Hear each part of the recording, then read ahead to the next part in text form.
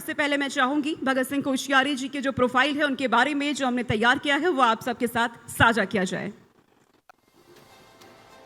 उत्तराखंड के दूसरे सीएम रहे भगत सिंह कोश्यारी प्रदेश बीजेपी के उन नेताओं में शामिल हैं जिन्होंने पार्टी को राज्य में स्थापित करने के लिए अपना पूरा जीवन समर्पित किया। छात्र जीवन से ही राजनीति में सक्रिय हुए कोश्यारी महाराष्ट्र के राज्यपाल का पद भी संभाल चुके हैं, तो वो साल 2002 से 2007 तक उत्तराखंड विधानसभा के नेता विपक्ष भी रहे हैं। इसके साथ ही प्रदेश में बीजेपी की सरकार के दौरान उन्होंने कई महत्वपूर्ण मंत्रिमंडल भी संभाले। कोश्यारी लंबे समय तक आरएसएस से भी जुड़े रहे। 1977 के आपातकाल के दौरान उन्हें जेल भी जाना पड़ा था। बहुत शुक्रिया। इसी के साथ मैं चाहूंगी भगत सिंह कोश्यारी जी आप मंच पे आ जाइए और इस कार्यक्रम को यहां से आगे बढ़ाने वाले हैं मेरे सहयोगी किरण और विवेक शांडिल्य। जोरदार तालियों के साथ स्वागत किया जाए। तालियों में यहां कमी ना हो ताकि हौसला अफजाई हम सभी के यहां पे होती रहे। सर आपका बीच वाली सीट है।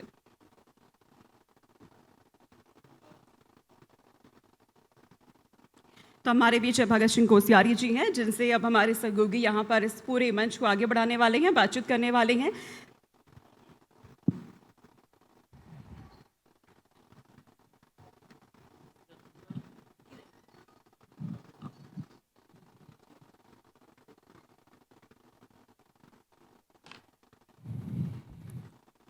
तो भगत सिंह कोश्यारी जी हमारे साथ इस वक्त मौजूद हैं और भगत सिंह कोश्यारी जी इंडिया डेली पर आपका बहुत बहुत स्वागत है।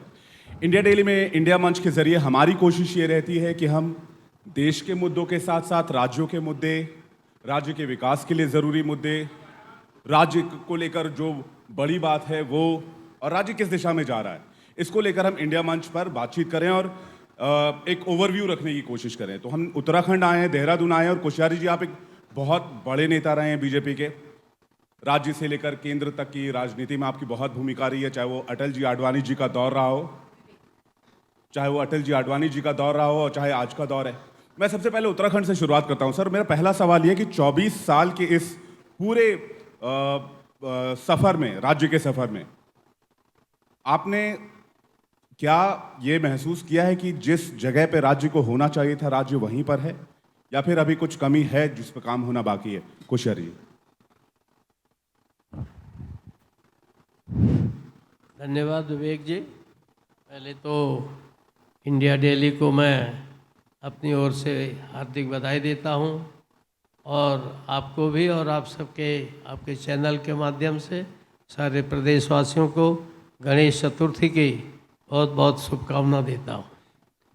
और चूँकि कैलाशपति शिव जी कैलाश में यही उत्तराखंड में रहते हैं और स्वाभाविक ही पार्वती और गणेश जी का भी यहीं से संबंध है, तो इसलिए हम सब लोगों के लिए ये गणेश चतुर्थी और नए वर्ष में आनंद लाए और शुभ कार्य कराए, ये मैं कामना करता हूँ।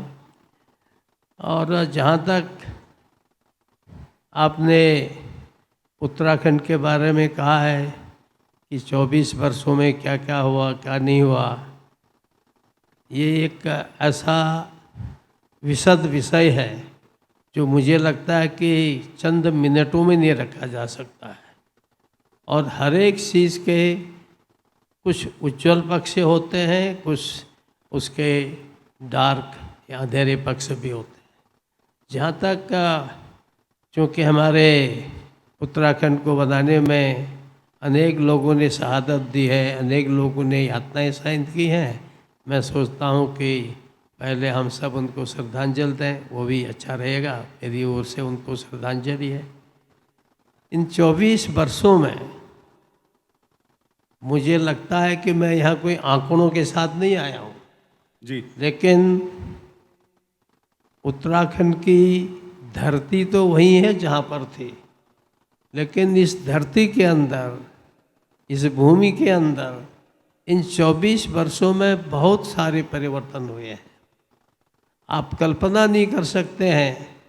मैं अपने कपकोट विधानसभा क्षेत्र में गढ़वाल की ओर से पैदल चल के और 7 दिन अपने क्षेत्र के आधे इलाकों को घूम करके मोटर रोड पर पहुंचता था।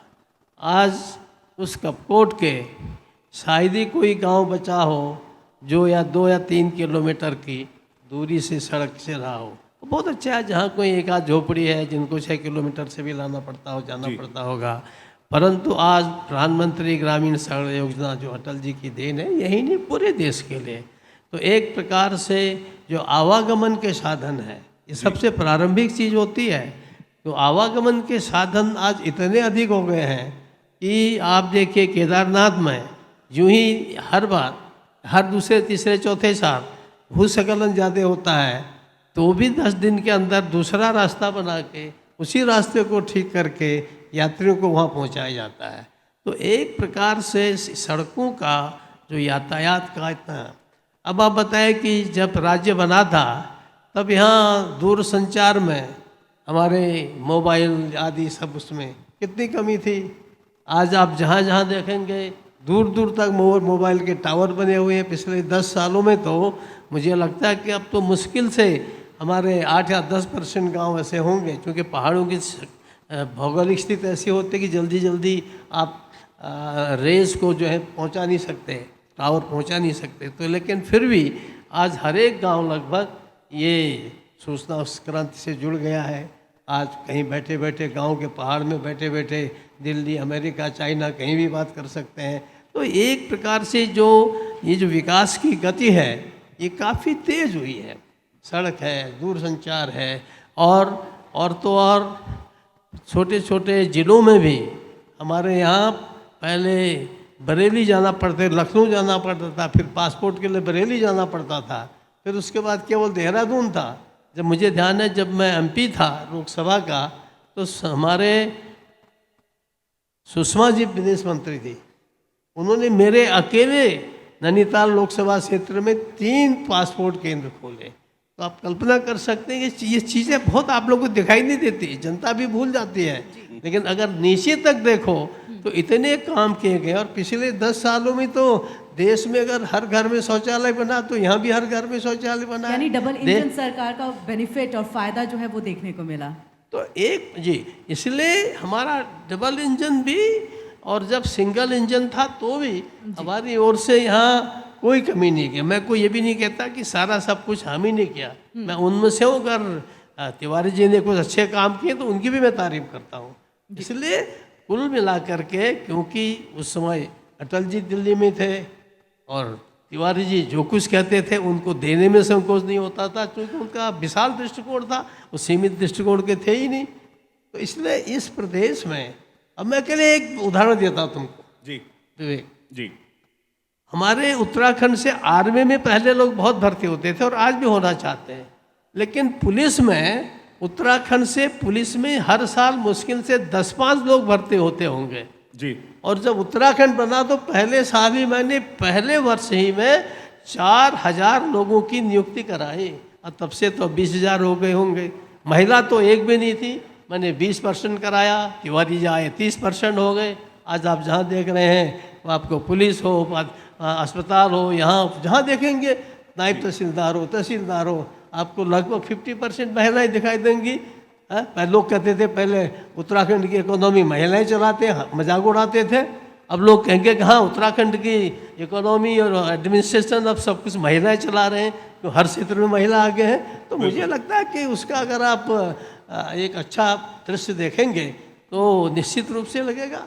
और अभी भी तो हमारे धामी जी के राज्य में, शासनकाल में, हमारे प्रदेश को जो सतत विकास है, वो एसडीजी गोल है उसको जो है प्रथम स्थान मिला हुआ है। तो इसके अर्थ ये है कि हमारा प्रदेश इन दिनों पिछले 20-24 सालों में बहुत प्रगति की है। कहाँ एक मेडिकल मुश्किल कॉलेज खोल गए थे हमारे स्वामी राम, अब आज देखेंगे आधा दर्जन मेडिकल कॉलेज हो गए। और कॉलेजों की बाकी तो विश्वविद्यालय मुश्किल से 2 थे, आज आधे दर्जन का 1 दर्जन से भी ज़्यादा विश्वविद्यालय। तो हर क्षेत्र में प्रगति हुई है। जी भगत जी, जिस तरह से हम लगातार एक विकास के पथ पे जो उत्तराखंड चल रहा है उसके बारे में आपने पूरी जानकारी दी, लेकिन अब हम वापस से लौटते हैं जब उत्तराखंड बनने के इस पे था और उस वक्त में आपकी तरफ से और बाकी जो उत्तराखंड बनाने के समर्थन में थे उनकी तरफ से कहा गया था और नारा दिया गया था, चाल, चरित्र और चेहरा। अब बीजेपी का नारा बदल गया है, सबका साथ सबका विकास। हम चाहेंगे क्या इस नारे के साथ पार्टी में भी कुछ परिवर्तन हुआ है, पार्टी में कुछ बदलाव हुआ है, यहाँ से यहाँ तक का सफर कैसा रहा? देखिए, चेहरा न बदला है न चाल बदली है, चाल आगे को बढ़ी है, चेहरा और अच्छा बना है और चलन भी और अच्छा हुआ है। पहली बात तो यह जी। अब जब एक चीज़ अपने क्रम में आगे बढ़ रही है तो फिर दूसरी चीज़ आएगी, फिर तीसरी चीज़ आएगी। एक कंटिन्यूएशन है, सातत्य है, सततता है। तो इस कंटिन्यूएशन में जो सबका साथ और सबका विकास है, वो आज जो भी काम हो रहे हैं वो सबके लिए हो रहे हैं। किसी एक पार्टी सड़क बनती है, लोग मेरे पास बहुत से लोग आते थे, मैं मुख्यमंत्री था या मंत्री था या आज भी, कि साहब वहाँ वो है, वहाँ तो कांग्रेसी। मैं कहता हूँ क्या उनको सड़क नहीं चाहिए क्या? तुम उस रास्ते से नहीं जाओगे? वहाँ हम दे रहे हैं तो क्या दिक्कत है? आज के हमारे मुख्यमंत्री ने सीधे सारे विरोधी दल के विधायकों को बुलाया, उनको एक एक करके उनकी समस्या सुनी। तो इसका मतलब सबका साथ होगा कि नहीं होगा? हम सबका साथ लेकर के चल रहे हैं और साथ लेके चलेंगे तो स्वाभाविक रूप से सबका विकास होगा। तो सिर्फ नारा बदला है, पार्टी में कोई परिवर्तन नहीं? नहीं नहीं, नारा भी नहीं बदला है। नारा और समय के अनुकूल जो नई नई चीज़ खड़ी होती है, ये ऐसे थोड़ी है कि एक पैंट बदल दिया, एक साड़ी बदल दी, वो फेंक दिया उसके बाद, ये ऐसा नहीं है। ये कोई एक लक्ष्य रखा जाता है, उस लक्ष्य की पूर्ति हो जाए तो अगली लक्ष्य रखते हैं, फिर उसके बाद और लक्ष्य रखते हैं। अब हमारे प्रधानमंत्री जी ने ये जो मिलेट का रखा है, अब मिलेट पहले कहाँ था? नहीं था। हमारे यहाँ लोगों ने इतना मडुआ पैदा होता था, इतना जौ पैदा होती थी, सब मिलेट बंद कर दिया था। लेकिन आज फिर से उसकी प्रधानमंत्री जी ने कहा क्योंकि आज पहाड़ों में वही अच्छा हो सकता है, तो उसके लगातार एक चीज़ बढ़ गई, एक नई चीज़ आ गई, कल को कुछ और नई चीज़ आ गई। आप ही लोग कुछ ऐसा सुझाव देंगे, मुख्यमंत्री जी उसको मानेंगे और आपको आगे बढ़ाएंगे। कोश्यारी जी, समय समय पर आपने कई ऐसे बयान दिए जो विवादों में आ गए, चाहे शिवाजी महाराज को लेकर हो, सावित्रीबाई फुले को लेकर हो, या फिर अलग। कंट्रोवर्सी आपके पीछे पीछे चलती है या आप कंट्रोवर्सी से कनेक्ट हो जाते हैं? देखिए, कंट्रोवर्सी ये कभी होती है और कंट्रोवर्सी कभी पैदा की जाती है। अच्छा। और आप मीडिया से जुड़े हैं, इतने बड़े मीडिया के हाउस को आप चलाने जा रहे हैं, तो ये तय मान के चलो, यदि किसी ने कहीं कंट्रोवर्सी पैदा ही नहीं की तो आप तो आगे चल ही नहीं पाएंगे, कोई सुनेगा ही नहीं आपको। ये जो कंट्रोवर्सी, ये तो जैसे स्वतः ही पहाड़ गिर जा रहा है, बारिश ज़्यादा हो जा रही है, तो ये कंट्रोवर्सी कोई किसी कोई ज़बरदस्ती नहीं करता है। ये कंट्रोवर्सी पॉलिटिक्स है। पॉलिटिक्स में कुछ लोग कहीं ना कहीं अपना कोई बयान देते हैं। कंट्रोवर्सी है या नहीं है, ये आप लोगों का काम है कि उसमें सत्यता ढूंढो। मीडिया काहे के लिए है? मीडिया तो इसीलिए कि ना सच बोले, सच को ढूंढ के निकाले। तो आप क्या सोचते हैं मैं सावित्रीबाई के बारे में कोई गलत बयान दिया था क्या? छत्रपति शिवाजी महाराज के बारे में कोई गलत बयान दिया क्या? आपको पता है, मैं पैदल जाने वाला अकेला और अकेला 70-75 सालों में राज्यपाल हूँ जो पैदल चल के शिवनेरी गया, पैदल चल के हर दुर्ग पर गया। तो मैं शिवाजी विरोधी हूँ? अगर कोई आपको कोई भी आरोप लगा दे और उसको आरोप लगा के भग रहे, स्पिट एंड रन, तो क्या उसको आप सच मान देंगे? तो इसीलिए अगर आप उसके पीछे जाएंगे, मैं कहता हूँ कि आज तक महाराष्ट्र में इतने राज्यपाल चले गए होंगे, कोई एक बता दो मुझे कि जो माता जीजाबाई के जन्म स्थान सिंधराज खेड़ा गया हो, तो मैं क्यों गया होगा? क्योंकि मेरे अंदर देशभक्ति है। अब शिवाजी से, राणा प्रताप जी से अपना प्रेरणा लेते हैं। अब चूंकि राजनीति लोग बोलते हैं, अब उसके लिए हम कोर्ट में तो नहीं जा सकते हर बात के लिए। आती है बात, चली जाती है। जी जी। अब मैं थोड़ा चुनाव पे अगर आपसे बात करना चाहूँ, क्योंकि आप बीजेपी के बहुत पुराने, उत्तराखंड जब बना तब आप उस वक्त में मौजूद और दूसरे सीएम यहाँ के रहे हैं, तो आपसे इसको समझना चाहेंगे क्योंकि हमने पहाड़ों का एक रिवाज देखा है। वो रिवाज रहा है कि एक साल कांग्रेस पार्टी तो एक साल दूसरी पार्टी बीजेपी को, इस तरह से हमेशा जो मौका है वो दिया जाता है और हर बार पार्टियाँ जो है वो बदलती हैं। बीजेपी में भी एक रिवाज हमने देखा है कि एक कार्यकाल के दौरान 3 से 4 मुख्यमंत्री बदलते हैं। पिछले अगर हम 2007 की भी बात कर ले उस वक्त में भी, और अगर हम अभी 2017 की भी बात कर ले उस वक्त में भी यही सिचुएशन थे।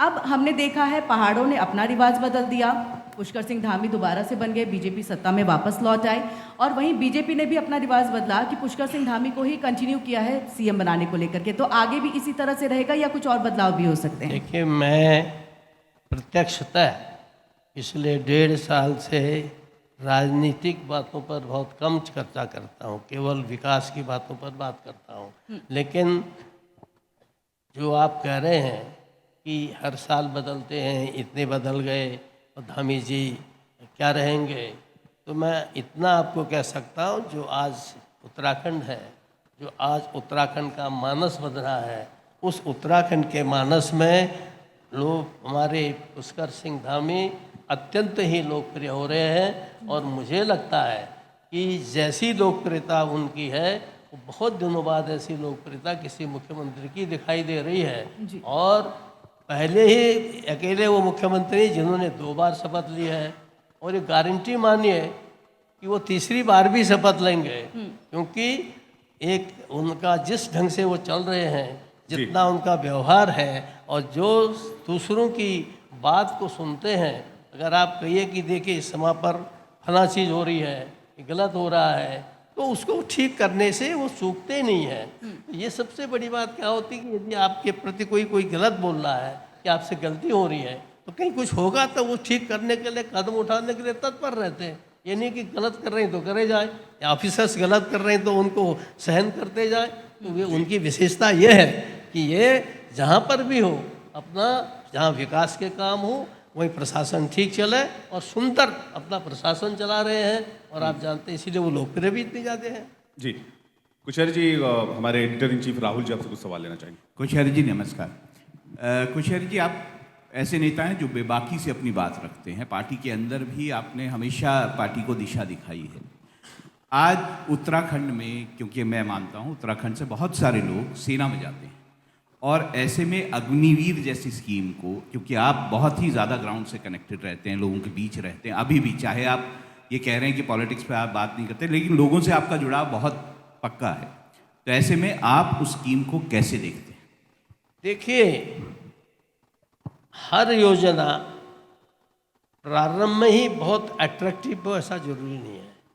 हर योजना प्रारंभ में ही सबकी समझ में आ जाए ये भी आवश्यक नहीं है। परंतु देश के लोगों ने, जो विचारवान हैं, जो नीति बनाते हैं, योजना बनाते हैं, उन्होंने बहुत सोच समझ करके अग्निवीर योजना चलाई है। उसका लक्ष्य पर मैं सोचता हूँ जिस उद्देश्य से अग्निवीर योजना चलाई गई है उस पर कोई प्रश्न चिन्ह नहीं उठ सकता। पहली बात यह है, लक्ष्य जो है, इंटेंशन इज क्वाइट क्लियर, ठीक है, इंटेंशन में कोई कमी दोष नहीं है।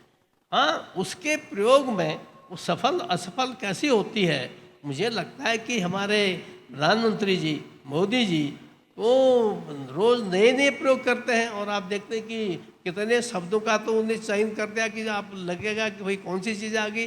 तो अग्निवीर अपने में जिस उद्देश्य से वो लाए हैं वो अपने आप में ठीक है। अगर उसमें यह लगेगा कोई परिवर्तन करना है, कोई ठीक करना है, तय मान के चलिए, जब जरूरत पड़ेगी तो वो करेंगे, नहीं पड़ेगी तो उसी को चलाएंगे। आप लोगों के बीच में रहे, तो आप इस योजना को देखिए, आप तो बहुत युवाओं से जुड़े बात करते हैं, तो आप इस योजनाओं को उत्तराखंड के युवाओं के लिए सफल मानते हैं, असफल मानते हैं?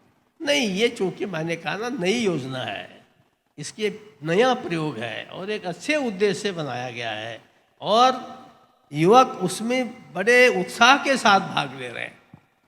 आप देखा कितनी भर्ती हो रही कि नहीं हो रही है? अगर अच्छा नहीं होता तो क्यों भर्ती होते लोग? और फिर उत्तराखंड हो चाहे और सरकारें हैं, उन्होंने कहा कि हम इसमें से 10%, यानी मुझे जितने लोगों ने, जितने पैरामिलिट्री हैं, उन्होंने कहा कि साहब हम इनको अपने यहाँ लेंगे 10%। तो ऐसे तो 50% तो वैसे ऑब्जर्व हो जाएंगे। तो इसीलिए वो योजना अभी आगे देखनी चाहिए, उसका लक्ष्य अच्छा है, क्योंकि ये रक्षा का मामला है। मैं बहुत सी चीज़ें उसके पीछे ऐसी जो आपके बीच में बोल नहीं सकता हूँ, और आप लोगों को भी समझना चाहिए कि रक्षा के विषय जो होते हैं वो थोड़ा नाजुक होते हैं, इसलिए संवेदनशील होते हैं। इसलिए वो एज ऑन टुडे मुझे लगता है कि जिस बड़ी संख्या में हमारे युवक उसमें जा रहे हैं, उससे बहुत से अच्छा होगा। यदि कहीं कुछ सुधार करना होगा तो PM is always ready for that. मैं जानता हूँ कि लोगों की भावनाओं का आदर करते हैं प्रधानमंत्री जी, और एक अच्छे उद्देश्य से बनाया गया है, ये सफल हो गया ऐसे मैं मानता हूँ। जी, कुंदन जी को सवाल लेना चाहेंगे, लेकिन उससे पहले मैं एक सवाल लेना चाहूंगा। 2024 के इलेक्शन के रिजल्ट की बड़ी चर्चा हुई कोश्यारी जी इस बार। बीजेपी का नारा था आपकी बार 400 पार। बीजेपी आजकल ये भी चर्चा करती है और बहुत दिनों से चर्चा में, कभी 2 सीटों वाली पार्टी, 2 सांसदों वाली पार्टी मेजॉरिटी के साथ पार्लियामेंट में आई। 2 सीटों से लेकर, पार्टी के गठन से लेकर, 2 सीटों से लेकर, जनसंघ से लेकर 303 तक पहुंचना और फिर 240 तक आ जाना। मैं इसमें आपको राजनीतिक तौर पर नहीं पूछ रहा, मैं अनुभव के तौर पर पूछ रहा हूं, क्या एक कॉन्फिडेंस था, ओवर कॉन्फिडेंस था, या 400 प्लस जा सकते थे? देखिए, ये प्रजातंत्र है। प्रजातंत्र में कोई भी राजनीतिक पार्टी है या कोई भी राजनीतिक दल सत्ता में है तो वो अपनी कुछ चीज़ें प्रायोरिटी रखता है। उस प्रायोरिटी के हिसाब से वो देखता है कि मैंने फला योजना चलाई है, उन योजनाओं को जनता का लाभ मिला है और जनता उनको स्वीकार कर रही है, उनका स्तर बढ़ गया। जैसे प्रधानमंत्री जी ने इतनी सारी योजना चाहिए, घर घर शौचालय बना दिया, जनधन योजना खोल दी, घर घर आपको लोगों को गैस की योजना फ्री दे दी, और इतने सारी सब चीज़ें हैं, बहनों के लिए अलग, किसानों के लिए अलग सारी योजनाएं हैं। स्वाभाविक है कि जब इतनी सारी अच्छी लोकप्रिय जनप्रिय योजनाएं चालू करता है तो आदमी को लगता है, संगठन को लगता है कि नहीं, हमारी संख्या ऐसे, हमारी संख्या ऐसी रहेगी। अब क्योंकि प्रजातंत्र है, प्रजा ही सब कुछ है ना यहाँ, तो प्रजातंत्र में हमको हमेशा आगे ही बढ़ते रहना है। तो प्रजातंत्र में प्रजा कभी कभी थोड़ा अपना रुख भी दिखाती है। तो एक प्रकार से 400 का लक्ष्य रखना कोई अपने आप में बुरा नहीं है। लक्ष्य तो ऊंचा ही होना चाहिए। अब मान लिया लक्ष्य पूरा नहीं हुआ तो उस लक्ष्य के थोड़ा, हम जब 100 से 2 में आ गए तो अब हम वो फिर 302 में पहुंच गए, ठीक है कि नहीं। अब थोड़ा नीचे घट गए, फिर 2 कदम आगे बढ़ गए तो 1 कदम पीछे हट गए। अगली जब जंप लगाएंगे, मुझे लगता है तो फिर अगली जंप लगाएंगे तो फिर लॉन्ग जंप भी लगाएंगे। कोश्यारी जी, 400 पार वाले बयान को विपक्ष ने बड़ा स्मार्टली हैंडल किया। उन्होंने कहा कि ये संविधान खत्म कर देंगे अगर सत्ता में 400 लेके आ गए तो। देखिए, ये प्रजातंत्र है। क्या आप सोचते हैं कि 1975 में संविधान की कितनी धज्जियां उड़ाई गई, पर क्या उसके बाद भी संविधान खत्म हुआ क्या? एक उदाहरण सामने है कि संविधान के साथ छेड़छाड़ करने में क्या होता है। हिंदुस्तान की लौह महिला पाकिस्तान के 2 टुकड़े करा सकती थी, वो जनता ने उसको रास्ता दिखा दिया 77 में।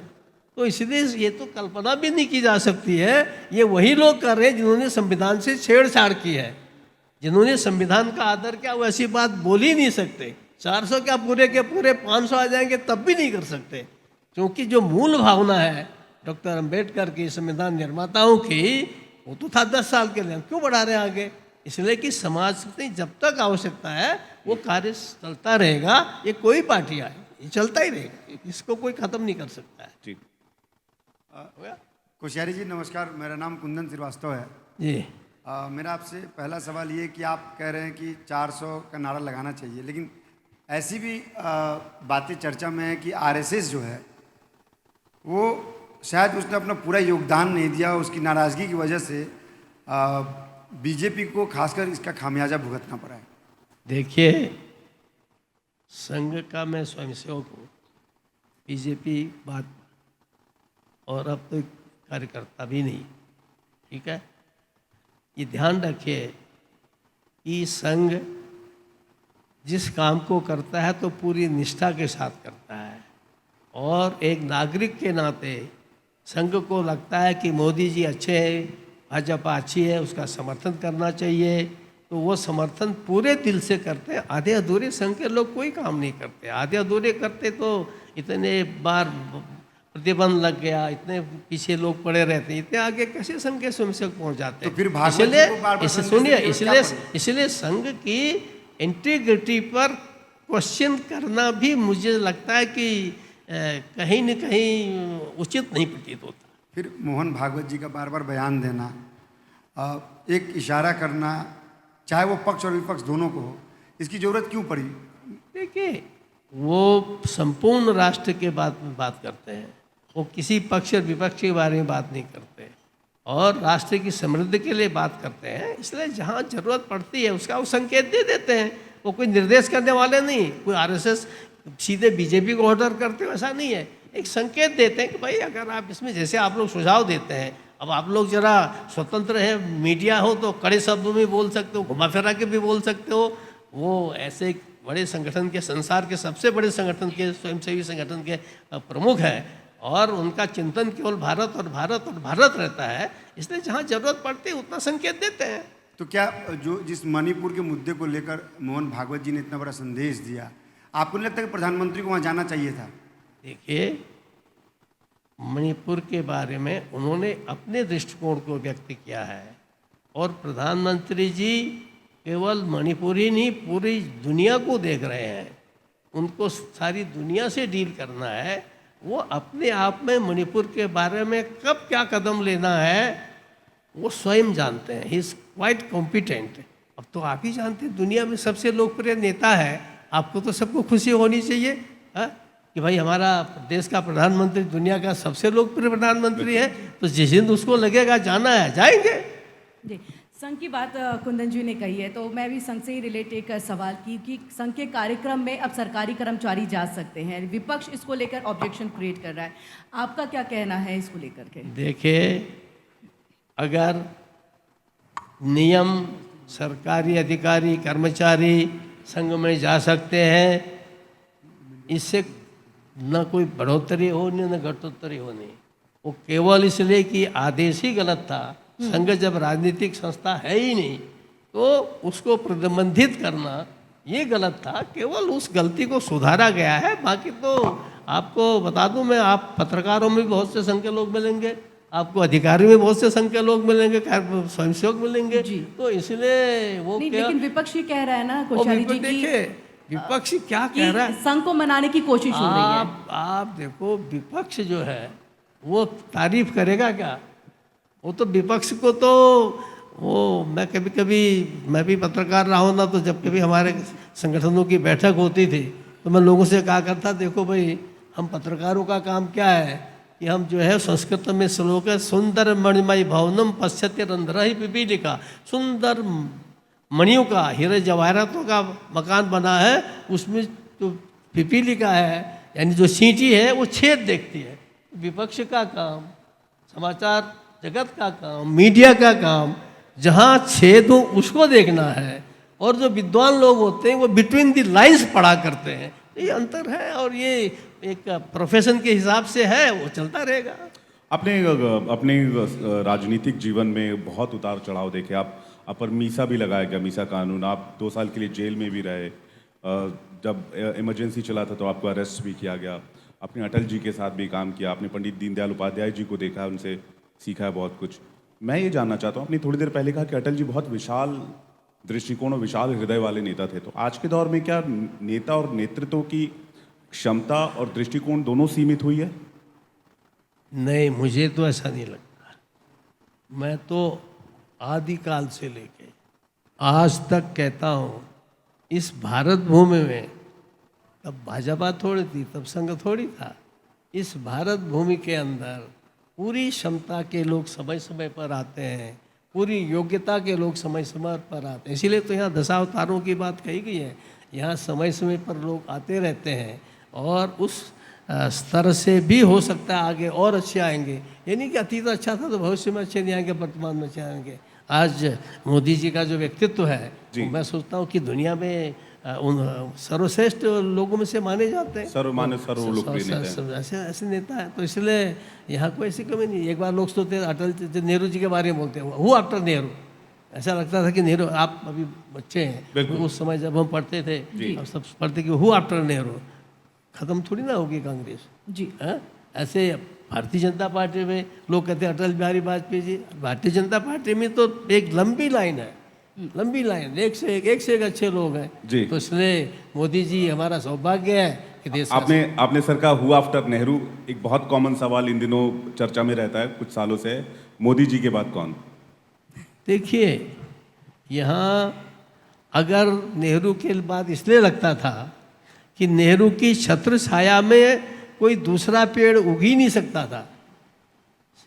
आज भी जो है नेहरू, फिर इंदिरा जी, सोनिया जी, राहुल जी, राजीव जी, सोनिया जी, राहुल जी, अंका जी, प्रियंका जी, तो ये भारतीय जनता पार्टी का सौभाग्य है कि ये परिवारवादी पार्टी नहीं है, ये संपूर्ण हिंदुस्तान को अपना परिवार मानती है।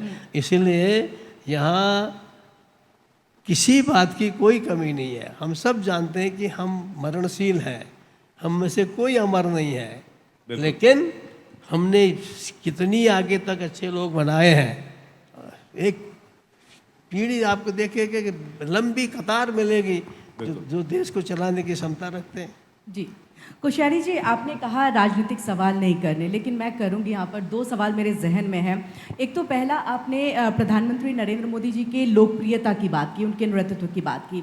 हमने लोकसभा चुनाव में जो हुआ, यहाँ की 5 सीटों पर जिस तरह से क्लीन स्वीप करते हुए जीत हासिल बीजेपी ने की, लेकिन उसी के कुछ महीने के बाद जब उपचुनाव होते हैं 2 सीटों पर, वहाँ पर क्यों बीजेपी मार खा जाती है? क्या मोदी जी की लोकप्रियता कम हो गई? क्या इससे जो सरकार ने यहाँ काम किया उसमें कुछ कमी आ गई? क्या वजह आप देखते हैं? क्योंकि आप लोगों के बीच में रहते हैं, तो इसमें मैं समझना चाहूंगी आपसे। देखिए, पहली बात, चुनाव के बहुत से फैक्टर्स होते हैं जी, और मुझे जो लगता है कि उत्तराखंड के अंदर जो 2 उपचुनाव हुए हैं, वो उन विधानसभाओं में, लोकसभा में पूरी तरह से बीजेपी विजयी हुई है। उधर हमारा उसको छोड़ दीजिए, हरिद्वार वाले की वो, जी, ठीक है। क्योंकि लोकसभा का चुनाव अलग होता है, विधानसभा का अलग होता है, ग्राम सभा का अलग होता है, जिला पंचायत का अलग अलग अंगिल लोगों के सोचने के अलग अलग होते हैं। और ये दोनों सीटें बीजेपी के पास थी नहीं, अब नहीं थी तो अगली बार ले आएंगे। जी, बोलिए। इसी के साथ एक और, अगर क्या जिस तरह से हम देखते हैं दल बदल की वजह से जनता कहीं ना कहीं एक रुष्ट हो जाती है, नाराजगी, क्या राजेंद्र राठौर का बीजेपी में आ जाने से एक नाराजगी और इस वजह से एक देखो, उपचुनाव का... इट्स प्योरली पॉलिटिकल, इसमें क्या नाराजगी, क्या इसमें मैं व्यक्तिगत नहीं बोलूँगा। जी, कोश्यारी जी, 24 साल की उम्र जो होती है वो उम्र बहुत वर्नरेबल होती है। इसमें इंसान अपने लक्ष्य की प्राप्ति की ओर भी बढ़ सकता है और उससे डिरेल भी हो सकता है। मैं झारखंड से आता हूँ और झारखंड और उत्तराखंड दोनों एक साथ ही अलग हुए थे। झारखंड की स्थिति आज आप देख सकते हैं, वहाँ पर पिछले 24 साल में कई सीएम बने और बहुत कम ऐसे सीएम हैं जिन्होंने अपना टेन्योर पूरा किया होगा। उत्तराखंड में वो चीज़ नहीं, उत्तराखंड में है लेकिन फिर भी थोड़ी सी सस्टेनेबिलिटी दिखती है यहाँ पर। तो इस 24 साल के बाद का फ्यूचर उत्तराखंड का आप क्या देख रहे हैं? 24 साल के बाद उत्तराखंड किस ओर जाता दिख रहा है? देखिए, उत्तराखंड प्रारंभ से ही सही दिशा में चला। उत्तराखंड का सौभाग्य है कि उत्तराखंड को केंद्रीय नेतृत्व का समर्थन मिला है, आज भी मिल रहा है, आज भी मिलेगा, आगे भी मिलेगा।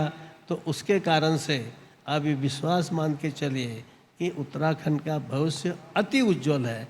और अगले, मुझे लगता है कि जो अगला दशक प्रधानमंत्री कहते हैं उत्तराखंड का होना चाहिए। मैं आपको बताता हूँ, मैं यहाँ बहुत जगह घूम के आया हूँ। मेरा आप एक ही लक्ष्य, आत्मनिर्भर उत्तराखंड समरसता।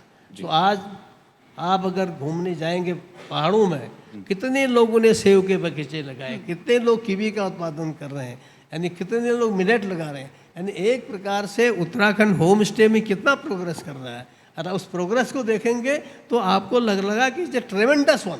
यानी मैं खुद भी, मुझे भी विश्वास नहीं होता जब मैं गांव में जाता हूँ और देखता हूँ कि सेब के बगीचे लगे हैं, कीवी के बगीचे के बगीचे, लोग मत्स्य पालन कर रहे हैं, यानी 1-1 हज़ार रुपये किलो की मछली बेच रहे हैं। तो इसलिए हमारा जो प्रदेश है ये आज बहुत अच्छी प्रोग्रेस कर रहा है। 10 सालों में और अधिक प्रगति हुई है और अगले आने वाले 10 सालों में, मैं तो रहूँगा नहीं, ये सूर्यकांत धस्माना रहेंगे, तो ये देखेंगे कि अगले 10 सालों में जो है उत्तराखंड, जब ये बूढ़े हो जाएंगे, उसमें उत्तराखंड जवानी के 24 साल क्या, उससे भी और ज़्यादा के जो वो है ताकत है, ऊर्जा देखेगा। सर, एक बहुत छोटा सा सवाल है, बहुत छोटा सा सवाल कि उस, जो आप कह रहे हैं कि सफ़र तय करना, उसमें नई परियोजनाओं को नए स्टेट में लागू करने में कितनी चुनौतियाँ आती हैं? देखिए, चुनौती तो जब आपके चैनल शुरू किया होगा किसी ने, तो इस चैनल वालों को भी चुनौती आई होगी तो चुनौती तो जीवन में, चुनौती का अर्थ ही होता है कि चुनौती आनी चाहिए। तो चुनौती आती हैं, जिसको संभालना आता है चुनौती को, वो उसको अवसर में बदलता है, और जिसको अवसर में बदलना नहीं आता वो गाली देता रहता है, वो अपना पछताता रहता है। कोश्यारी जी, आपके साथ बातचीत करने का सिलसिला खत्म करने का मन तो नहीं कर रहा, क्योंकि अनुभव आपके पास इतना है, कहानियां आपके पास इतनी है, आपका राजनीतिक सफर और जीवन सफर इतना लंबा रहा है, तो बहुत सारी बातचीत और करने का दिल करता है। लेकिन मैं जाते जाते मैं एक सवाल दिल से मैं खुद से पूछना चाहता हूँ। जब आप महाराष्ट्र के गवर्नर थे, तब मैं मुंबई में लगभग 3 महीने के लिए था, और तभी खबर सामने आई थी सुशांत सिंह राजपूत के सुसाइड केस की, और उस समय आप भी बहुत चर्चा में थे। उस समय ये केस भी बहुत चर्चा में था, और मैंने 3 महीने वहाँ पर बारिश में रिपोर्टिंग की थी मैंने। तो इस केस का कभी पटाक्षेप नहीं हो पाया। तो एक सवाल इस देश में युवा पीढ़ी के दिल में आज तक है कि क्या इस केस का भी पटाक्षेप हो पाएगा, या कोश्यारी जी कुछ ऐसा जानते हैं जो बता सकते हैं? देखिए, ये इस प्रकार की घटनाएं आज समाज में आप देखते हैं, अमेरिका हो या हिंदुस्तान हो, बच्चे गोली मार दे रहे हैं, छोटे छोटे बच्चों में रेप हो रहा है। ये ऐसी कुछ घटनाएं हैं जो ये समाज, जिस ढंग से समाज में प्रवृत्तियाँ सारे देश दुनिया में फैल रही हैं, और उसके कारण से जो लोगों के दिमाग में जो असर है कि जो हमारी नैतिकता है, हमारा चरित्र है, हमारी जीवन मूल्यों के प्रति वो है, वो चूँकि पिछले कुछ वर्षों में कम हो गया, और आपाधापी में छोटे से लेकर बड़े तक हर एक को ये जो थोड़ा संयमित जीवन व्यतीत करना है, एक दूसरे का आदर करना है, एक दूसरे की इज्जत करना है, वो एक उसके लिए कोई एक दोषी नहीं है, इन जनरल ये विषय है। और उस विषय को सुधारने का सबसे बड़ा उपाय है कि आप शिक्षा सुधारें। उस शिक्षा सुधारने के लिए हमारे प्रधानमंत्री जी ने नेशनल एजुकेशन पॉलिसी 2020 चालू किया है, और 2020 चालू करने के बाद उन्होंने कहा कि इसका असर 30 वर्षों में दिखेगा, क्योंकि वो एक फारसाइटेड है। तो उस दृष्टि से जब आप देखेंगे तो आगे आपको भारत में अच्छा दिखाई देगा। और इसलिए ये सुशांत की या ऐसी जो स्ट्रेस इस प्रकार की घटनाएं होती हैं, ये निश्चित रूप से एक कालखंड आएगा, कम हो जाएंगी। जी, कोश्यारी जी, बहुत बहुत शुक्रिया, बहुत बहुत धन्यवाद। आप इंडिया डेली के मंच पर आए और अपना कीमती वक्त हमें दिया। आपने बेबाकी से सभी सवालों का जवाब दिया। जी, बहुत बहुत धन्यवाद, बहुत धन्यवाद, बहुत धन्यवाद, बहुत शुक्रिया। मैं चाहूंगी भगत सिंह कोश्यारी जी, आप मंच पे ही मौजूद रहिएगा। आपने ये सभी सवालों का बेहद ही बेबाकी के साथ यहाँ पे जवाब दिया है। भारत की राजनीति में आपका नाम बहुत परिचित है, बहुत पुराना नाम है आपका। मैं चाहूंगी भगत सिंह कोश्यारी को सम्मानित करने के लिए इंडिया डेली के एमडी साहिल जी, आप मंच पर आ जाइए, और मंच पे आकर सम्मानित करके भगत सिंह कोश्यारी जी को मंच का मान आगे बढ़ाइए।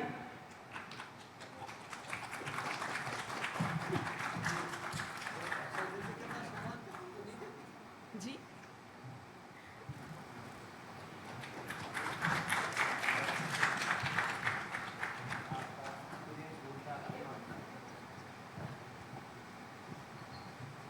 बहुत बहुत धन्यवाद सर। जी सर।